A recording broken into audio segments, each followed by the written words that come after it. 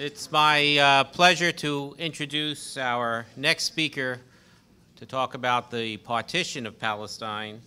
My introduction to Bernard Wasserstein, or Wasserstein, is this book, Israelis and Palestinians, Why Do They Fight? Can They Stop? It's really a magnificent book that is also the epitome of balance in approach to this particular issue. But he has written many other books on this subject, The British in Palestine, about the mandatory government, a biography of Herbert Samuel, who was the first British High Commissioner in the British Mandate, Divided Jerusalem, The Struggle Over the Holy City, and many other books on this subject. He's the Harriet and Ulrich Meyer Emeritus Professor of Modern European Jewish History at the University of Chicago. He's been a fellow or a faculty member at universities throughout Europe and in Israel as well. So please welcome Bernard Wasserstein.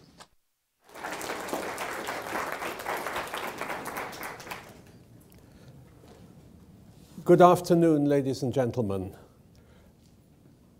One Palestine Complete was the title of a now well-known book by the Israeli historian Tom Segev, and it derives from a true anecdote as follows. On the 30th of June, 1920, the first British High Commissioner in Palestine, governor in effect of the country, Sir Herbert Samuel, arrived to take possession really of the country from the previous British military governor, since Palestine had been under military occupation for the previous 2.5 years. His name was Sir Louis Bowles. When he arrived at Government House in Jerusalem and was about to take formal possession of the country, Bowles said, "Wait a moment. Before I hand over Palestine to you, I want a receipt." Samuel was a bit nonplussed, but he found a scrap of paper and he wrote on it, actually Bowles wrote on it, "Received, one Palestine complete." And he handed it to Samuel to sign. Samuel did sign it, but he was a canny character, and he added at the bottom the letters E and OE, E ampersand OE, which is an old British expression which was added very often to commercial documents. It means errors and omissions accepted.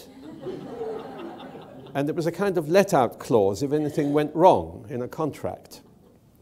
That document still exists. It was sold at auction in New York in the 1960s for several $1,000s. But it epitomizes one of the key problems in the debate, which has now lasted for nearly 100 years, that is central to the history of the Arab-Israeli conflict, the debate over the partition of Palestine. Because partition is often thought of as a Solomonic solution. We cut the baby in half. We slice the bread, the loaf, or we cut up the cake. But before we can do any of those three things, we have to know exactly what is the baby, the loaf, or the cake. And over the past 100 years, and indeed for much longer even before that, there have been different definitions of what Palestine was or is. Now here is Palestine as most of us think of it, which is Palestine within the borders that Herbert Samuel took over, as Adam described, in 1920 from Sir Louis Bolles. This is a physical map of the country, and it's important for two reasons. First of all, because like all maps, it is highly misleading. It is a representation of reality. It is not reality. It is highly misleading in particular because it shows Palestine as occupying most of the screen. Palestine, within those borders, occupies an area something like a fifth of the area of the state of Pennsylvania. The state of Pennsylvania has 46,000 square miles. The state of Israel has about 7,850 square miles. Even if you add the areas that Israel occupies in the West Bank and that she half occupies in Gaza, you have an area that is still a tiny fraction of the state of Pennsylvania. So you're dealing with a very, very small cake, a very small loaf, a very tiny baby. That's the first point. And the second point is that this is a three-dimensional map, but a two-dimensional map. But of course, it represents 3 dimensions in space. And in fact, Palestine is divided into several radically different geographical regions within this tiny area. First of all, you have the coastal strip and the valley of Jezreel. These are areas that are the most fertile areas of Palestine. And incidentally, the coastal strip, largely as a result, has become by far the most heavily populated area in the country. I'll come back to that. Then you have the hill regions of Galilee and what has now come to be called the West Bank.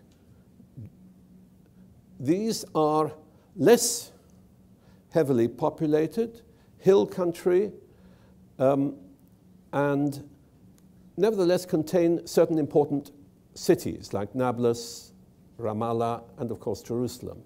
And then you have nearly half the country desert, the Judean desert here around the Dead Sea, and the Negev, the southern desert, very, very sparsely populated indeed.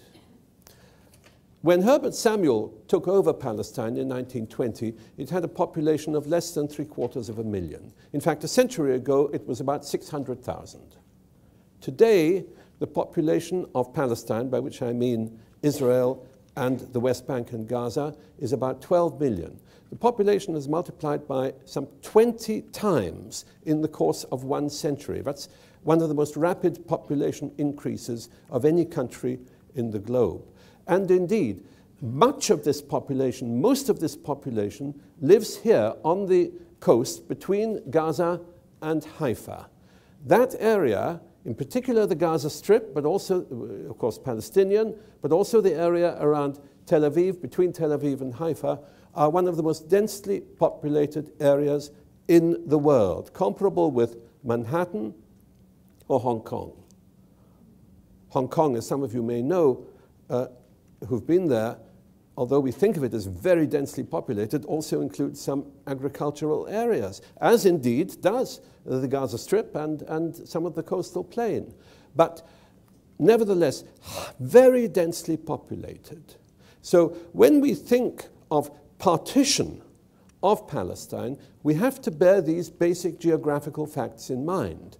You know, when we look at partition in history, in modern history, we think of countries like Germany, which was divided with not a straight line, but a line down the middle. Or we think of the Korean Peninsula, which was divided at the 38th, is it? Parallel, with a straight line across. But you can't do that in Palestine. If you divided Palestine straight down the middle, either this way or that way, you would get very curious results, both population-wise, economic-wise, and otherwise.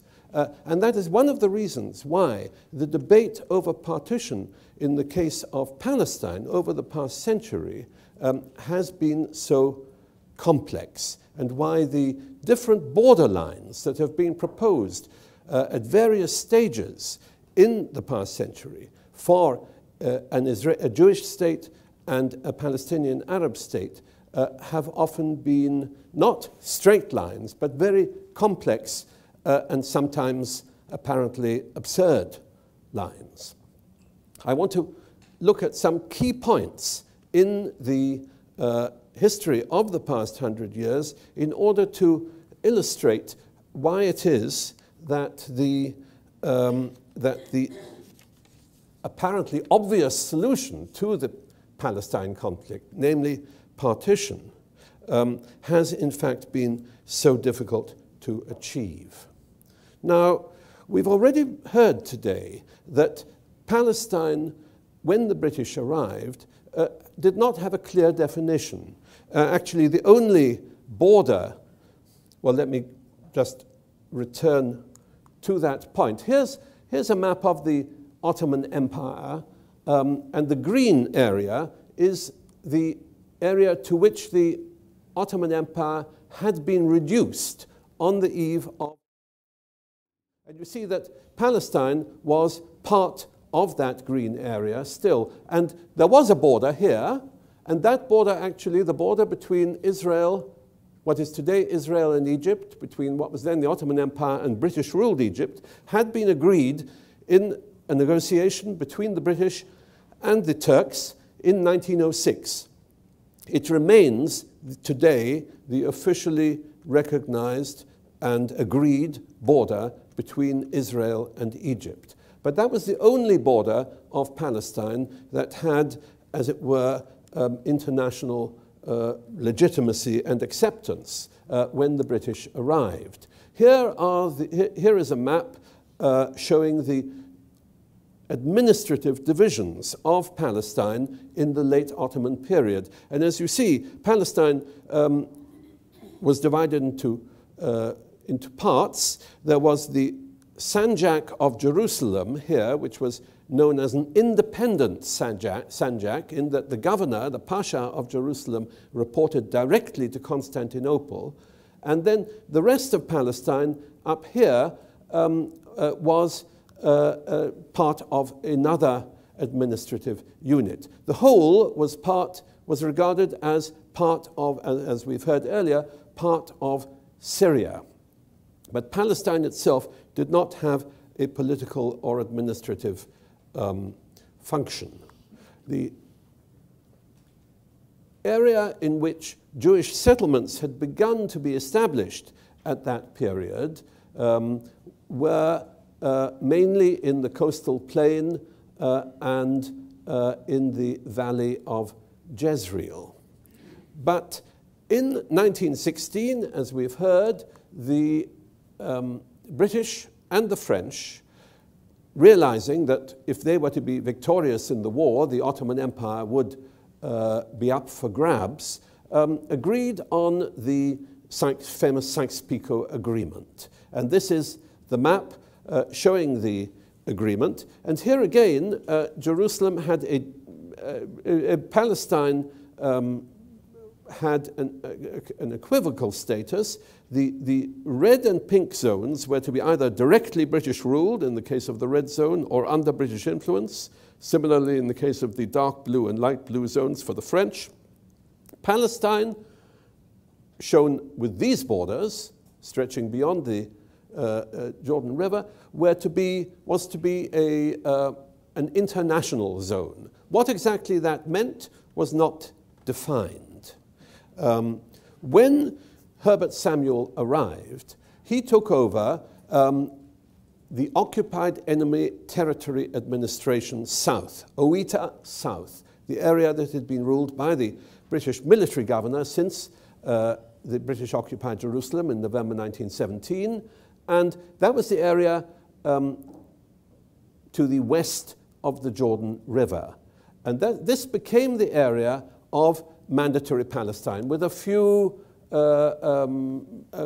rectifications and changes in the border in the north, as we've heard.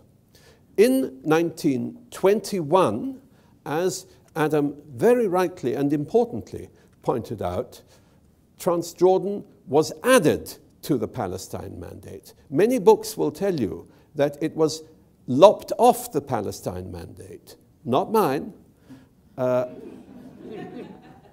others will tell you that.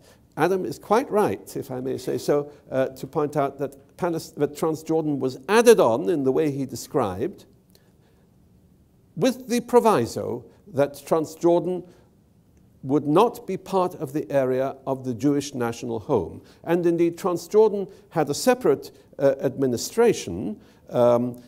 It had a kind of autonomy under who benefited perhaps from the guidance perhaps of a so-called British resident.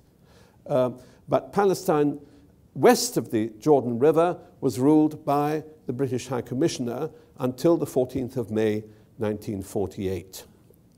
And the object of the Palestine Mandate, the clear object, as was recognized in the terms of the mandate, which incorporated the Balfour Declaration in toto, included the obligation under international law, as it then stood, to facilitate the development of the Jewish national home in Palestine. And that meant encouraging and permitting Jewish immigration and land sales. Now, we've heard a lot already, quite rightly, about land sales. And as Anne pointed out, these land sales by the 1930s, although they were very small in area, were very important economically and strategically, because, first of all, the lands that the Jews had bought by 1930, and even more by the late 30s, were, first of all, in the most fertile parts of the country, the coastal plain and the valleys, Valley of Jezreel. This was the area in particular where citrus plantations, growing oranges and grapefruit, which formed a very large part of the export earnings of the country. Something like 90% of the 90% of the export income of Palestine came from citrus in the late 30s. This was increasingly the area where the Jews were buying land. And you'll also notice something else about this. Not only was it the most fertile area of the country, but also, if you look at this kind of zigzag pattern, you see here the beginning outlines of what came to be the State of Israel. Because by the 1930s, David Ben-Gurion, who became the first Prime Minister of Israel, and his colleagues in the leadership of the Jewish Agency were consciously gearing purchase of land not just to economic or immigration needs and constraints, but to a strategic purpose, the strategic purpose of building up concentrated areas of Jewish settlement in order to develop the possibility of a Jewish state. And described the background to the first formal proposal for the partition of Palestine in 1937. You've got it on the handout, and here it is in Technicolor. But there is a background to this, and the background is that behind this proposal for a territorial partition of Palestine lay something else that I described in my book on the British in Palestine as the institutional partition of Palestine, which was already occurring throughout the mandate period. In fact, the State of Israel could not have come into being in 1948 had it not been for the fact that the Jews in Palestine, unlike the Palestinian Arabs, for many reasons that one can discuss, but the Jews in Palestine were able, with British encouragement, with capital flowing in from Jews outside, with all sorts of things that helped them, were able to develop an independent economy, structures of self-government, internal self-government, facilitated and approved by the British, and, of course, an army that had its roots in the disturbances of the 1920s and 1930s, but developed during and after World War II into a formidable fighting machine with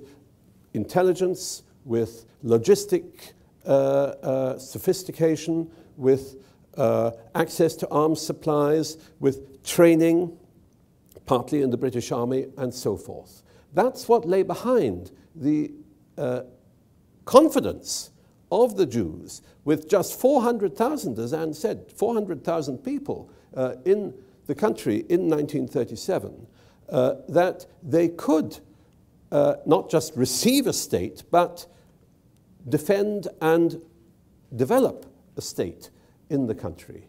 Now you'll notice that this proposed Jewish state was very small. I don't know what proportion of Pennsylvania this yellow state would have been, but it was tiny. And remember, of course, that the Zionists thought of their state as the receptacle for the Jews who were being forced out of Europe, the millions of Jews who were being forced out of Europe. Now, this proposal was rejected by the Arabs of Palestine. It was rejected by the Zionist organization.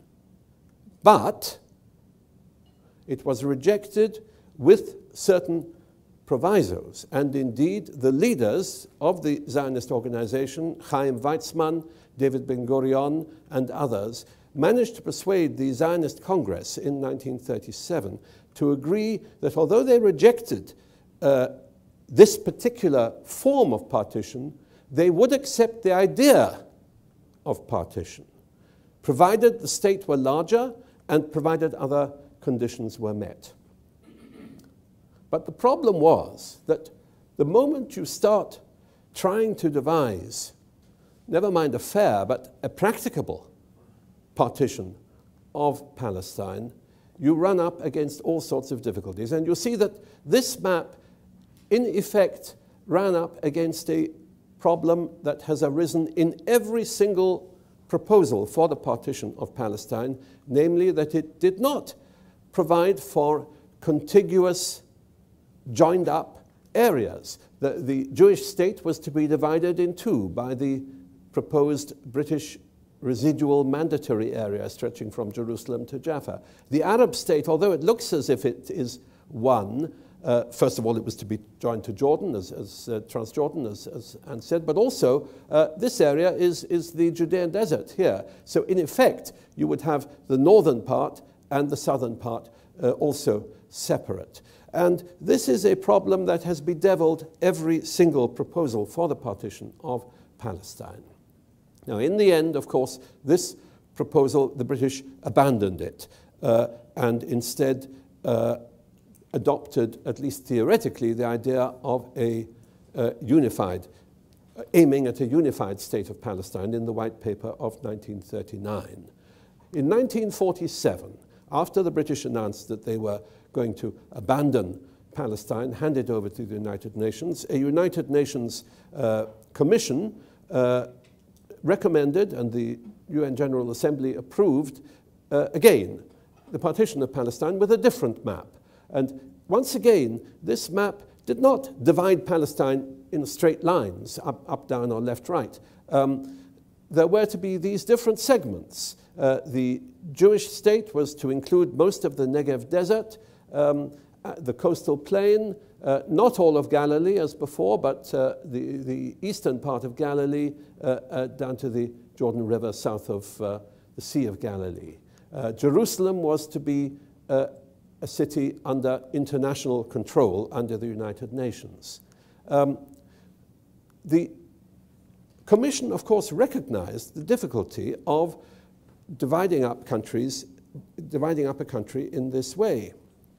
The almost simultaneous division of the Indian subcontinent between India and Pakistan left, of course, a state of Pakistan with an East Pakistan, today Bangladesh, and a West Pakistan divided by hundreds, or is it thousands of miles? I think it's over 1,000 miles, separate from each other, and of course that didn't last. They recognized that there would be a difficulty in such an arrangement if there was not cooperation between the two states. And they not only recognized it, they decided that they should embrace this idea, embrace almost literally, in what they called kissing points. These kissing points here and here, they felt that since it was impossible to devise a line straight across or up down, that they would create a map which would force the two sides to cooperate rather than go to war. Well, this proposal was rejected by the Palestinian Arabs. It was rejected. It was accepted by the Jewish Agency formally. Actually, the Jewish Agency did not intend to accept it in reality. They were at the same time negotiating with with the Emir Hussein, now the Emir Hussein of Transjordan, a deal. With the Emir Abdallah of Transjordan, a deal whereby the Emir would take over what came to be called the West Bank, this area that was to be the Arab, a large part of the Arab state. Abdallah had a long history of cordial discussions with the Zionists, as did his grandson Hussein, as does his great-grandson, also called Abdallah, and as did, incidentally, his father, Faisal, who had met Chaim Weizmann, the Zionist leader, and even signed an agreement with him in 1918. So he had this relationship. The British formally said that they would have nothing to do with the partition of Palestine.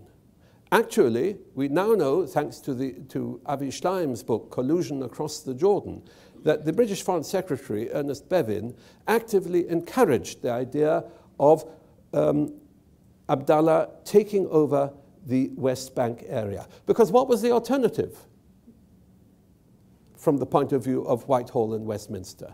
The alternative, of course, was their friend, the Mufti, or rather Hitler's friend, the Mufti.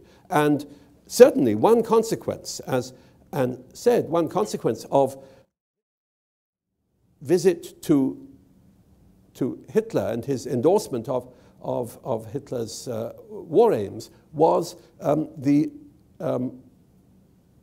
he totally blotted his copybook with the British government. So the British secretly, we now know, encouraged Abdallah and the Zionists to collude in this arrangement whereby Abdallah would take over the West Bank. The outcome of the First Arab-Israeli War, then, was one in which Israel expanded its territories beyond the area set by the UN. From the Zionist point of view, they could do no other, because that area was not, in conditions of war, defensible. And there was no kissing going on at those proposed frontier points. The Egyptians occupied the Gaza Strip. The Jordanians in accordance with their plan, with their agreement, with their tacit agreement with the Israelis, occupied the West Bank. There was fighting around Jerusalem, and Jerusalem itself was partitioned. The eastern part of Jerusalem became part of what became the Hashemite Kingdom of Jordan. The western part, mainly Jewish inhabited, became part of became the capital of the State of Israel. And Jerusalem remained partitioned until 1967. In the 1967 war, the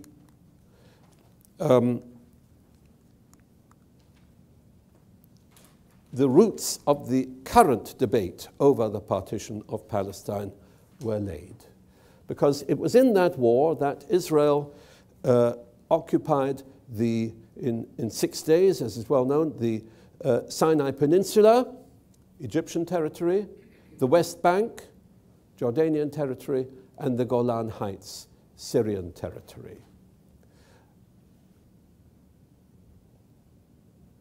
Unlike 1956, when the Israelis and Egyptians had fought a previous war, Israel in conjunction with Britain and France had fought against Egypt, the Israelis at this time did not withdraw speedily from the Sinai Peninsula. In fact, they remained in occupation. Now, I want to show you some figures now, in the simplified form, population figures. This is the population of Israel in 1967, by which I mean Israel within its 1949 armistice borders. There was a total population of 2.776 million. There were 393,000 non-Jews, almost all Arabs, and 2.38 million Jews. So a huge Jewish majority. With the occupation of those additional territories, however, Israel acquired or conquered a large additional population of Arabs. 60,000 only in the Sinai Peninsula, by far the largest area, but a very small population. Not Palestinians, by the way, but mainly Bedouin. The Golan Heights, about 5,000. Not Palestinians, by the way, at least not self-regarding Palestinians by and large, but mainly Druzes, members of a heterodox Muslim sect. The Gaza Strip, 350,000. The West Bank, 518,000. East Jerusalem, 68,000. A total of just over 1 million people, of whom the great majority were Palestinians. Now, this meant that suddenly, from being a tiny minority under Israeli rule, Palestinian Arabs became a very significant minority. They now became 36% of the total area of the total population under Israeli rule. That was the situation in 1967. In 2014, the total population of the area, as I mentioned earlier, is no longer 3.698 million people. It is now 12 million people, of whom 6 million, give or take, are Jews, and 6 million, give or take, are Arabs. In fact, it is almost certain that, if not already, then within a very short space of time, Palestinian Arabs will constitute a majority of the population within the area that had been British Mandatory Palestine. Now, although Israel conquered those areas, she did, of course, withdraw from parts of them after 1967. But she withdrew largely from areas that had very small populations, in particular the Sinai Peninsula. This is the situation at the end of the 1973 October War, when Israel achieved its greatest historical territorial dimensions, because the Israeli army moved beyond the Golan Heights into Syria on the road to Damascus. And on the Sinai front, although the Egyptians achieved a great tactical victory, by tactical surprise in the first stages of the war, and managed to hold on to some territories east of the Suez Canal. The Israeli army managed to occupy an area within what was called at the time in the Israeli press Africa. Well, it is Africa after all. The green area here, surrounding the Egyptian Third Army. This was the situation at the end of the war, and it was this situation that led a man of genius, evil genius, some people say, but genius nonetheless, certainly diplomatic genius, to begin the process whereby a territorial retraction by Israel has taken place since 1973. That man, of course, was Henry Kissinger, and in his famous shuttle diplomacy, he managed to persuade the Israelis and the Egyptians, since this was not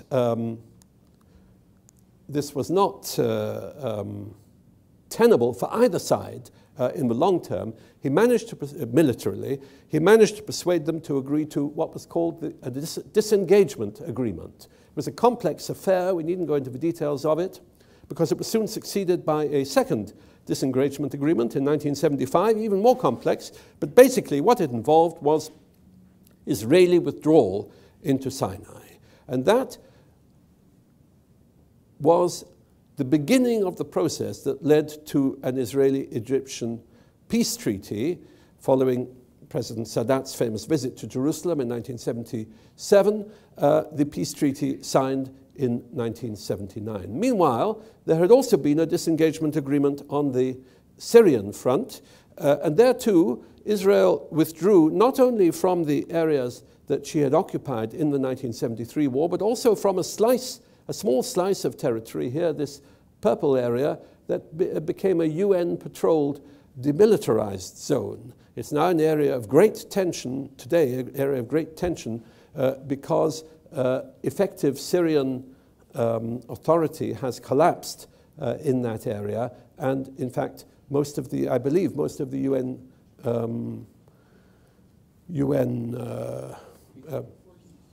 well, they're not forces; they are firemen, yes, observers, have fled or withdrawn from the area. But at any rate, that took place at the same time, and then came the peace treaty between Israel and Egypt, when Israel, by 1982, in stages, withdrew from the whole of the Sinai Peninsula. They kept one little tiny dot here at Taba, where the 1906 agreement, remember, between Britain and the Ottoman Empire, it wasn't clear whether Taba should or should not be part of Israel or Egypt. That was subjected to international arbitration under the terms of the 1979 agreement, and the arbitrators ruled in favor of Egypt, and Israel withdrew from that in 1985. That left Israel still in control of the whole of what is sometimes called historic Palestine or mandatory Palestine, plus the Golan Heights. It was in this period, too, that there began another important development. After 1977, after the victory in the elections in Israel in 1977 of the Likud movement headed by Menachem Begin, large-scale settlement, in particular in the West Bank, but also in other areas occupied by Israel, began. This is a map showing the extent of Israeli settlements in 1993, and those have been greatly expanded since then. And this map does not even show the full extent of the settlements, because the settlements are represented here as dots, but very often they control large tracts of land beyond the areas where the settlers actually live. There were settlements too in the Gaza Strip.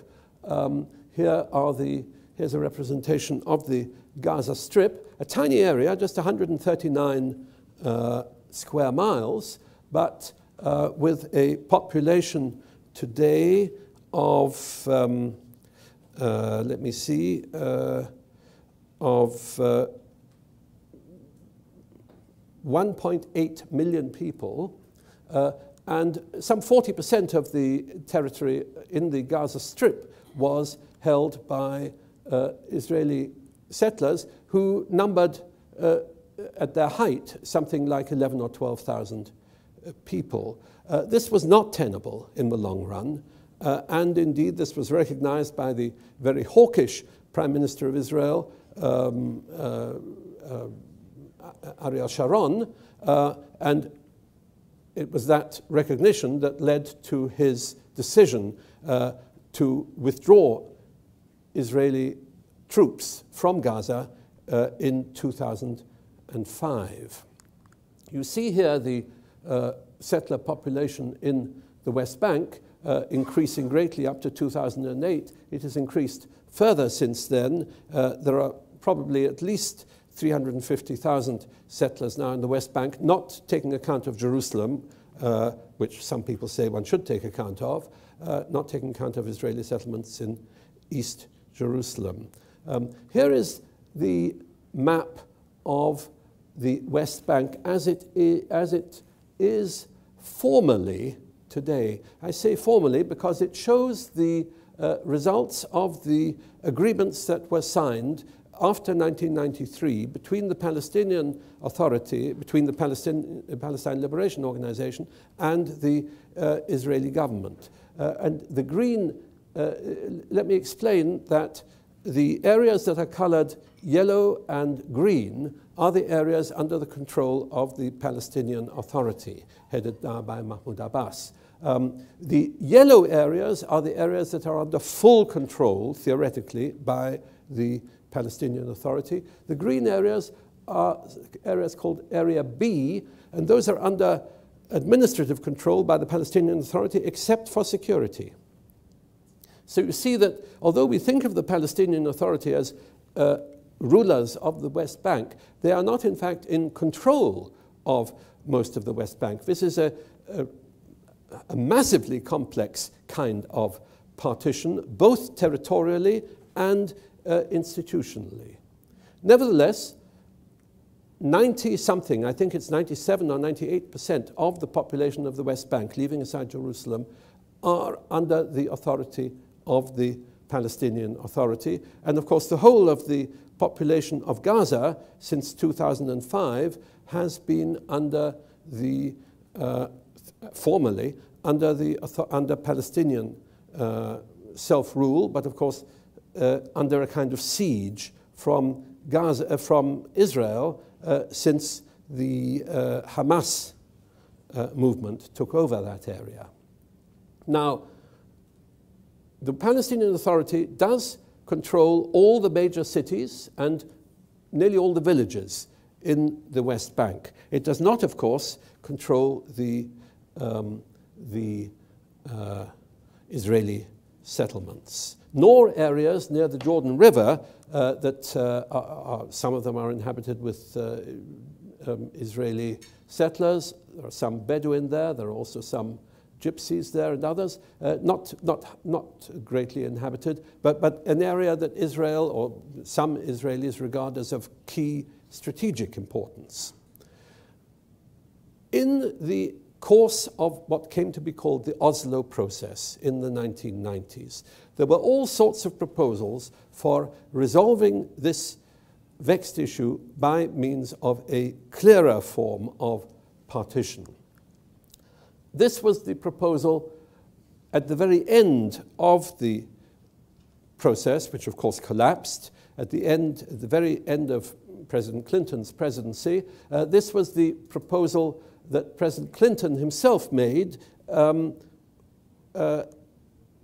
rather that he endorsed. The Israelis made the proposal, where most of the West Bank, 90-something percent, 95% it says here, of the West Bank would become part of, would form the bulk of the Palestinian state, and together with Gaza, would form a new state of Palestine. Notice again, two separate areas, and there was provision for freedom of communication between the two, but still that would be ultimately at the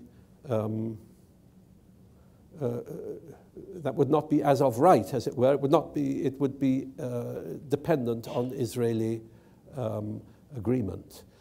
Now that was not, of course, accepted by Yasser Arafat, and the situation therefore led to the second intifada in the course of the first decade of this millennium. It also led to another kind of partition, namely a physical partition in the shape of a wall.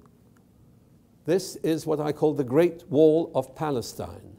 This is a wall, that a security barrier, as the Israelis call it, that has been built reflecting the so-called Green Line, the area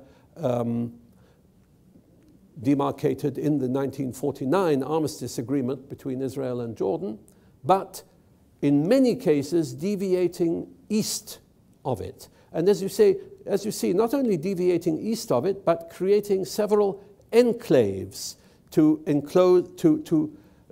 accommodate Jewish settlements, and in many cases surrounding Palestinian villages and towns. Here's a picture of this monstrosity as it was being built.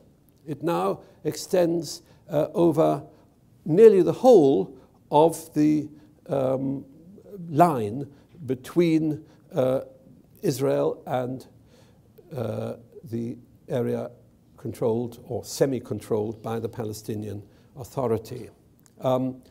The presence of Israeli settlements in the West Bank is one of the key elements, of course, that prevents any simple territorial partition solution. And the expansion of these settlements renders such a solution ever more difficult. In the case of Hebron, for example, there has been a very, very complex situation created by the presence in a city which is overwhelmingly Arab of a small Jewish settler community both in Hebron and immediately adjacent to it. Now, all this shows the immense difficulties of partition as a solution. The so-called two-state solution is, of course, a partition solution to the Israeli-Palestinian conflict. Of course, one can argue, and I would argue, that a bit like what Churchill said about democracy, it's the worst possible system, except when you look at all the others. I happen myself to be an advocate of the two-state solution. But let's not pretend that it is easy in the light of all this. And just to illustrate finally how difficult it is, let me turn to the heart of the matter, the core of the matter. Jerusalem. Because Jerusalem too is divided today by that wall. I called my book on the subject, Divided Jerusalem. And in fact, Jerusalem is divided in many ways. It is divided into different neighborhoods. Jews and Arabs are far more segregated in terms of residential geography in Jerusalem than almost any other population groupings in any other city in the world, certainly more than in apartheid South Africa. It was the case, say, in Johannesburg. There are some Jews now living in Arab areas and a few Arabs living in Jewish areas, but in the main, this is a residentially segregated city. So you might think it would be easy to devise a partition of the city between East and West. East Jerusalem being largely Arab, West Jerusalem being largely Jewish. Since 1967, though, large numbers of Jews have moved into former Jordanian East Jerusalem. In fact, there is probably now a Jewish majority in East Jerusalem. The population of Jerusalem today is about 900,000. About 300,000 of those are Arabs, about 600,000 Jews, and 200,000 of those Jews now live in East Jerusalem. And they tend to live in a ring around the ancient heart of the city, which renders the idea of a partition of the city simply by a wall down the middle, like as there was between 1949 and 1967, almost impossible to imagine without large-scale compulsory population shifts. One can only think of that in terms of agreement between the two sides. Even more striking is the situation if we look at the heart of Jerusalem itself, namely the old city. 1 square mile, historically divided into 4 quarters: Muslim, Christian, Jewish, and Armenian. Population of the old city today is something like 35,000. I don't know the exact figure. That was a figure a few years ago. Of that figure, the overwhelming majority are Muslims living in the Muslim quarter, the largest of the quarters. And in the discussions over the division of Palestine in the Oslo process and over the division of Jerusalem, there were suggestions that the Muslim quarter should become part of a Jewish state, of an Arab state, the Christian quarter, largely Christian Arab, also some European Christians, should also become part of the Arab state. The Armenian quarter, well, it's a small area, nobody bothered much about that. And the Jewish quarter, it was suggested, would be part of the Jewish area. But you'll notice one other area here. Now, this is not 1 square mile. I don't know how many hundreds of square feet it is. This is the area known to Jews as the Temple Mount, known to Arabs as the Noble Sanctuary, containing the Dome of the Rock, the great Muslim shrine, and the Al-Aqsa Mosque. This is an area that historically has been under Muslim control. It was under Muslim control in the British period, when the British set up a Supreme Muslim Council to control it. It remains, even under Israeli occupation, under the control of the Muslim religious authorities. But increasingly, there has been demands from the Israeli nationalist or religio-nationalist right for Jews to be allowed to pray on the Temple Mount. And indeed, this has led to a draft law in the Israeli parliament now suggesting that on given days, Jews should be allowed to enter the Temple Mount to pray. This is a lighting of a tinderbox, of course, in the eyes of Muslims. And indeed, there have been some suggestions that the area should be partitioned.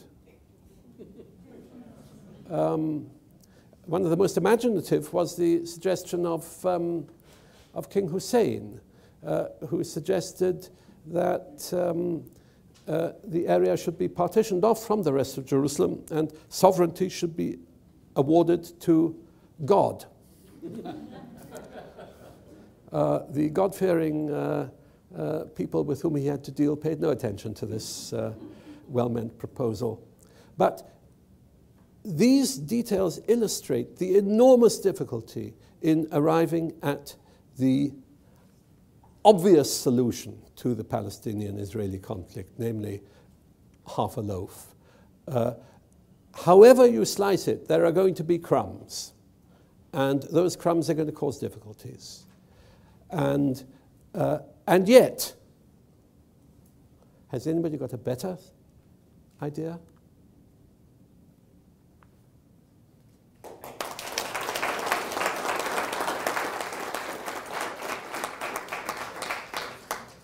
Thank you very much. We'll take questions. Just be sure to speak into the microphone. Let it come to you first.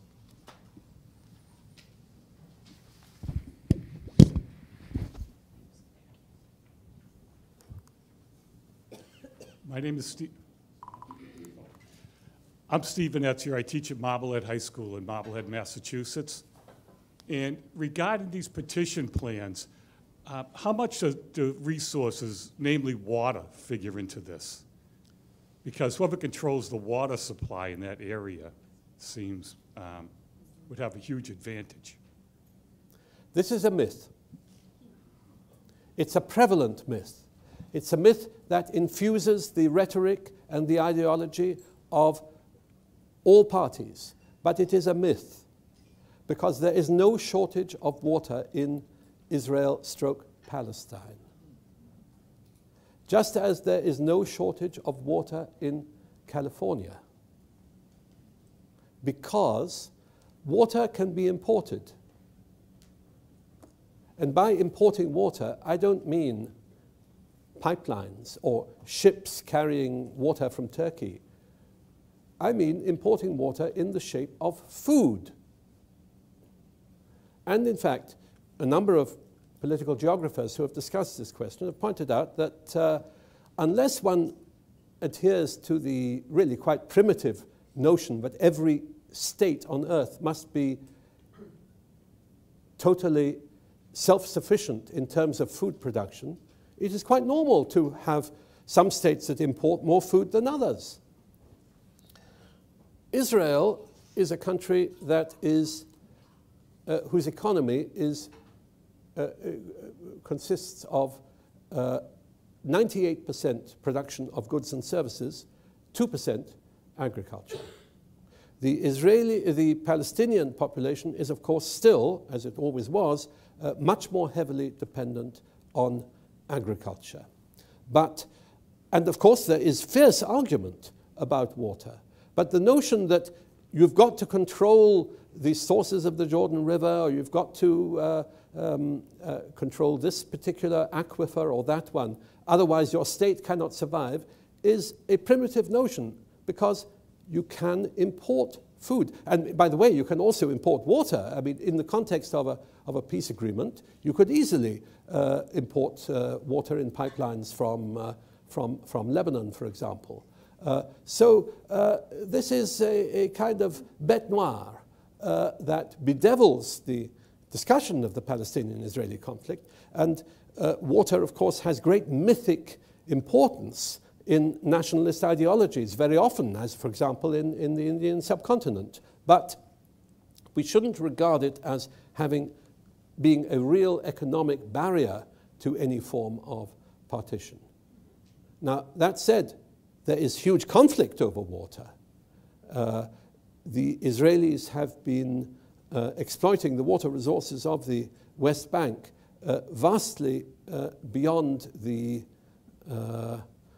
share that their population of the area might even if that population were legitimate, in international law, might be said to require. But water itself need not be an obstacle to a settlement and to a partition.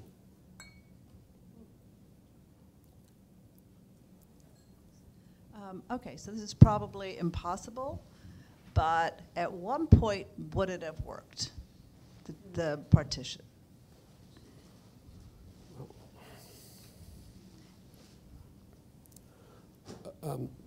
Well, if it would have, then it would have. If it could have, it would have.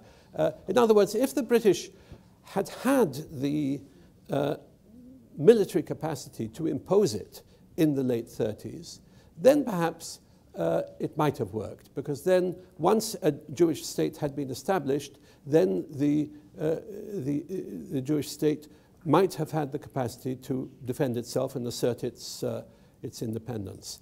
But, of course, the British found in the course of the Arab Revolt between 1936 and 1939 that they were forced to deploy huge forces, huge proportions of their forces, to repress a rebellion in this one tiny notch of the empire. At one stage, it was estimated that 40% of the effective, 40% of the effective field strength of the British Army, this was in 1938, shortly before Munich, was being tied down in repressing the Arab revolt. Now, at the time of Munich, Britain could not contemplate, never mind whether she wanted to or not, that kind of allocation of military resources to achieve an objective which in any case was rather cloudy. So they decided on a diplomatic shift, namely the one that Anne described, the shift towards the Arab position, limiting Jewish immigration, limiting land sales in Palestine, and declaring that they opposed partition. That was perhaps the moment when, if the international situation had been different, the British might have had the capacity to impose it.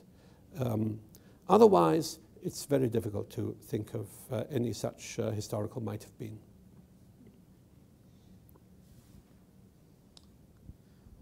Dr. Wasserstein, I really enjoyed your presentation talking about the geography of the problem. You mentioned, and I don't recall so far any of the other speakers, saying something to the effect that you supported a two-state solution. Obviously, you've presented a labyrinth of complications to that.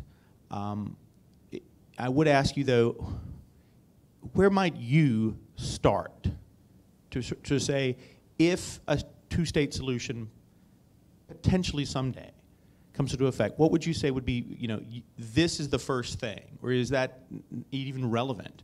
There's so many co-equal problems, but since you went out of the line and said it, and I'm not trying to steal the thunder of the next presentations, we're teaching about it, but I would just be curious where you might say, okay, number one, let's look at this. Well, the Israelis and the Palestinians came very close. By 2000, they were really, in territorial terms, not quite inches, but very close to an agreement. There is a general understanding, I think, that if a Palestinian state comes into being, it will consist of the West Bank and Gaza, and of the bulk of the West Bank and Gaza. There's a general understanding also that the United States has a large role to play in this because of its role as a patron of Israel and as Israel's most important arms supplier and security guarantor. That's not going to change. That is clear, in spite of the very difficult relations now between Washington and Jerusalem. But I think history does show that the United States is capable of moving the situation forward. And one illustration of that is the way in which Israel was persuaded in 1975 to agree to the second disengagement agreement with Egypt, after the Israeli Prime Minister at the time, Yitzhak Rabin, had sworn that he would not agree to any arrangement whereby Israel would withdraw from the strategic passes in the center of Sinai, the Mitla and Gidi passes. And there was an acute crisis in relations between the United States and Israel. President Ford ordered in effect, a sort of freezing out of Israel. And after a few months, the Israeli government came round and did agree to a withdrawal from, in effect, from or to the line of the Mitla and Gidi passes. Now, positions change.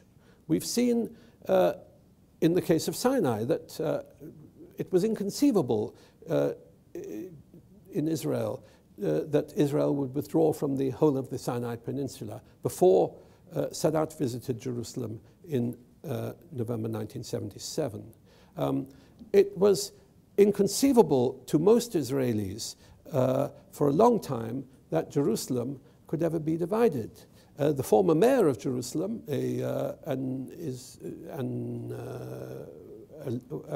who was a member of the right-wing Likud party, Ehud Olmert, now has recognized for some years that Jerusalem must be divided if there is to be an agreement. Not necessarily by a wall, but in terms of sovereignty. So positions can change. The United States does have a role, and I don't despair. And one reason, finally, one reason why I don't despair is that one other great constraint is operating on the Israelis. And I say on the Israelis because the Israelis, as by far the most powerful element on the ground, militarily, economically, politically, they are the people in whose heads one has to try and put oneself and ask whether those heads can be moved. And there is one great constraint, and that is the population constraint. Palestinians are now moving into a majoritarian position in Israel-Palestine. That is not a position that is in the long run tenable. That is why I argue that, in my book indeed, that the position is, the current status quo is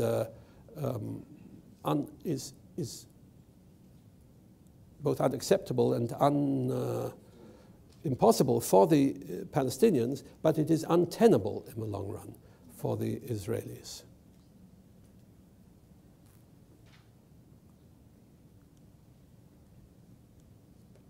The settlements, they for me are the great challenge of the issue, or one of the great challenges. What to do? I mean, these are magnificent cities on the hill, and would they be disassembled, or would you comment a little bit more about that? The great majority of the settlements are near the former so-called Green Line, near the 1949 armistice lines. What has been proposed by people on the Israeli left and by some Palestinians is an arrangement whereby those settlements, which contain between 80 and 90% of the settler population, within a mile or two of that Green Line, would be absorbed into Israel, and that there would be corresponding territorial concessions by Israel of other areas, probably uninhabited areas, because the idea of handing over Israeli Arab citizens against their will, largely, probably, to the Palestinian state is probably not feasible. So probably uninhabited areas, but areas that could be of interest to the Palestinians, for instance, near the Gaza Strip, which is so horribly constrained in terms of population density, that might be a solution. In other words, a population, not a population exchange, but a territorial exchange might. Now that wouldn't deal with the problem of settlements deep in the West Bank. And the more of those there are, the more difficult it becomes. But those are fewer in number, and there is, after all, a precedent for Israeli settlers withdrawing. There are two precedents. The first was in Sinai in 1985, when Israeli settlers said, we will fight until our last breath and not withdraw from the Israeli settlements in northern Sinai. And it just took a little bit of foam sprayed on them to get them to withdraw. And in the Gaza Strip, where the Israeli settlers withdrew in return for very handsome so-called compensation in 2005. So it is not inconceivable to imagine that some of those settlers might be persuaded, either persuaded genuinely or persuaded against their will to withdraw. You seem to be saying that the ball's kind of in Israel's court. It seems to me that the 1998 agreement was basically not a very good agreement for Israel, and yet the Palestinians turned it down. So I'm not quite sure where you see your where you find your optimism in spite of your previous answer, about how things can change, especially on the issue of right of return. Well, so far as the right of return is concerned, namely the right of Palestinian Arab refugees to return to their homes. There have been a number of proposals for resolving that. One proposal has been that this should be exercised in the form of return to the putative Palestinian state. Another proposal is that this should be dealt with by a basket of measures, partly return to the future Palestinian state, a very limited return of people to Israel, settlement in other places. And of course, large numbers of Palestinians now live in Michigan and in Dubai and in Chicago and elsewhere. So that is not, there are more Bethlehemites living today in Santiago, Chile than in Bethlehem. So it is not inconceivable. At the heart of the demand for a right of return, though, is not the word, I think, return. It is the word right. In other words, it is a demand for recognition that a wrong was done. Is it possible to imagine that any kind of redress of that grievance can be achieved? We think it's impossible. I used to think it was impossible to imagine any such recognition taking place between whites and blacks in South Africa. But my relatives in Johannesburg tell me that not just as a result of the Truth and Reconciliation Commission, but as a result of a wholesale change in consciousness in South Africa, that has happened. My father, who fled Germany in 1938, actually he was expelled from Germany in 1938, would have told you after World War II that it was impossible to imagine any kind of reconciliation between, any kind of recognition by mutual recognition by Jews and Germans after what had happened between them. And yet Germany and Israel, partly because of the reparations agreement of 1953, but also because of a wholesale change in consciousness on the part of Germans, that has happened. In other words, such changes in consciousness can take place. I do not believe that such things are etched in stone. Okay, thank you.